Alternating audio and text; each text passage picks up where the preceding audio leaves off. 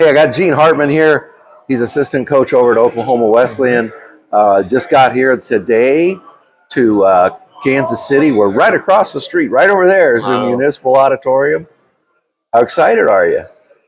Man, we're excited. We lost to a really good Ottawa, Arizona team last year in the second round. Yeah. We're here the year before and lost to a good Thomas More team here.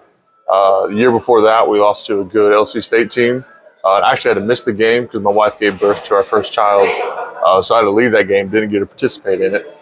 So we're really focused on just appreciating the moment and enjoying this opportunity to be here this week. And our guys are looking forward to it. We're excited to be here. I forgot about that. You guys played Thomas More 2 years ago. That game came down. Last possession turned into a little bit of a scramble last year against Ottawa, Arizona. They were just hot when they got here, playing so well. But you guys came into this season. I got to ask you, Jaden Litsky, you and I talked earlier today.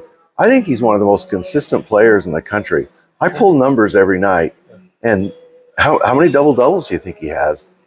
He's got to be pushing double digits, 12. And, his consistency has been a big part of why we've been able to be so good this season. Last couple of years, honestly. Yeah. I mean, it's just every day in practice. He brings it. The character he shows on and off the court, it's very easy for our guys to follow him because he makes it easy to follow him in a sense. Yeah. So, well, it's not just – there's a lot of guys in the country that score a lot of points, a lot of really good basketball players. But what I notice about him is it's almost like just a ching-ching, ching-ching. It's like, 27 and 12, 31 and 14, 22 and 11. I mean, it's just super consistent. But then you got DJ Talton Jr.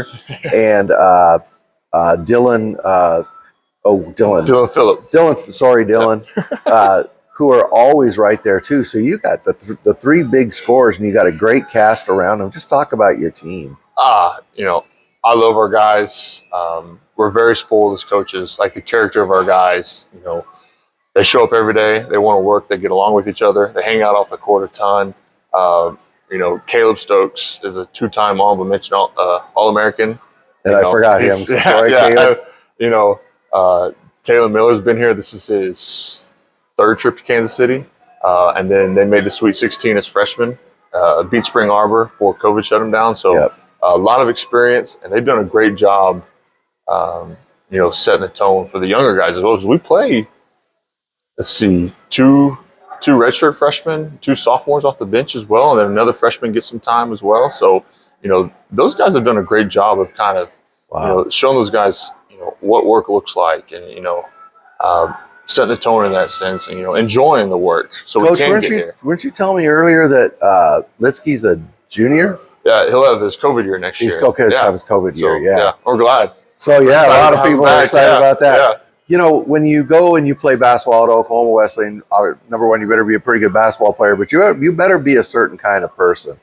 What goes into the recruiting to get that type of person that you bring into Oklahoma Wesleyan? Well, I'm sure it's like a lot of other coaches. Like, you want to know the person just as much as the player. We don't hide our faith from anyone. If you ever talk to Coach Boston, he coaches with the Bible in his hand, and we want to be upfront with that. We're trying to develop people and recruit people as first, and then we'll worry about the player later. But we really do, that's a lot of coach talk, but we really do focus on players. We do SCA, Devos, Chapels as teams. We do all that together. And we believe that has just as big a part of anything. It's a lot easier to be a good coach when you're around good people all the time. So we put a big emphasis on that, developing spiritually. And, God's been really good to us as a program. So. You just get a feeling being around you guys and watching you guys, being around the coaching staff, that culture is just a huge, huge part of you guys, because you guys' success is phenomenal. We appreciate that. Yeah, it's, a lot of people like to use the word culture. I kind of almost talk about the character of the heart. We talk about playing inside out, offensively, defensively, but also revealing the heart of Christ, how they play, their effort, their communication with each other, all that type of stuff. So, culture, character, however you want to put it, we put a big emphasis on that with our guys, the recruiting process, the developmental process, all the way through graduation. And then, after they're done playing, they come back and, hang out at practice or come to games. That's a big point of emphasis for us. Yeah. Earlier today, you and I were talking, and Austin came in, head coach over at LC Yeah. State. I knew he had played for Donnie, but I didn't know you guys were teammates. Yeah. So, hey, how cool is that? It's awesome to see Austin Johnson, his success as a coach, man. I remember being in his car and just, after practice and being back in the dorm room and talking to him and, just seeing him here and seeing how all the success he's had. I mean, he's made Final Four, National Championship game, been Coach of the Year.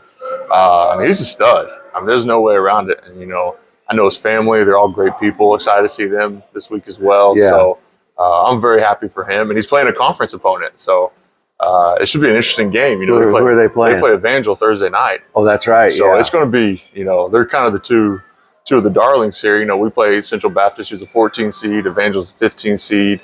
LC State's an 11 seed, I believe. So there's some good March Madness happening. Let's talk about Evangel just for a second. In all due respect to Evangel, but what did Bert feed those guys down the stretch? Oh, man. Man, they came alive, didn't they? They beat us 2 years in a row in Springfield. So they're a good team. They're really tough to guard.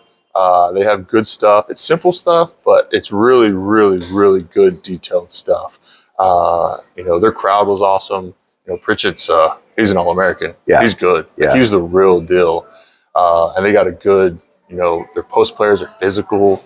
You can't be soft and play Evangel, or else it won't work. Yeah. So they're a really good team. And they're really well coached. Yeah. Seeing them in the Sweet 16, it wasn't overly surprising. We played them a couple of times the last couple of years before they got in our conference. So, they're tough. It's probably similar to with LC State, because anybody who is out there in the Cascade is not surprised at all that LC State's here. Yeah. But people around the country probably are, right? Yeah. Because they kind of flew under the radar. At Evangel, the Evangel stumbled a little bit. They fell out. They didn't get a lot of attention all year, and all of a sudden they're here in Kansas City. Kind of the same kind of thing. Yeah, and Evangel's in the KCAC for the first season this year, and I think it just takes some time. You know what I mean? Like, we're used to playing these certain teams. Play Wednesday, Saturday. You got this team and that team, and playing everybody for the first time.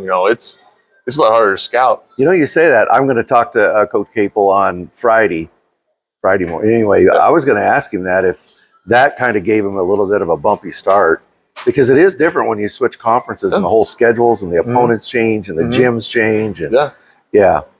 So remind me, you just kind of walked up here and we did. Who do you guys play? What day do you play? We play Thursday at 3 p.m. Central Baptist College. Central Baptist. And what's crazy is we used to be in the MCAC together way back in the day when I played. Oh, wow. Yeah, so that's a long time ago. Yeah.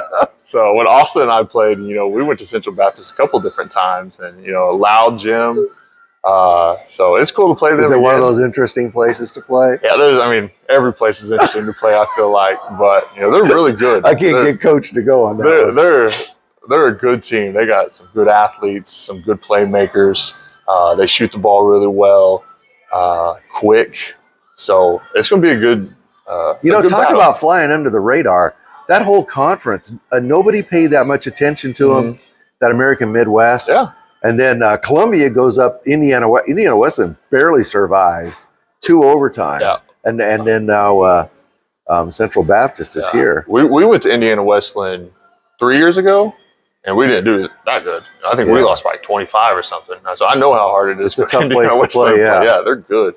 No, it's a good league. I think our arc is pretty good. Of course, I'm biased, but Mid-American has had a really good year in the Heart, and then the AMC, Columbia did well, Central Baptist has done well.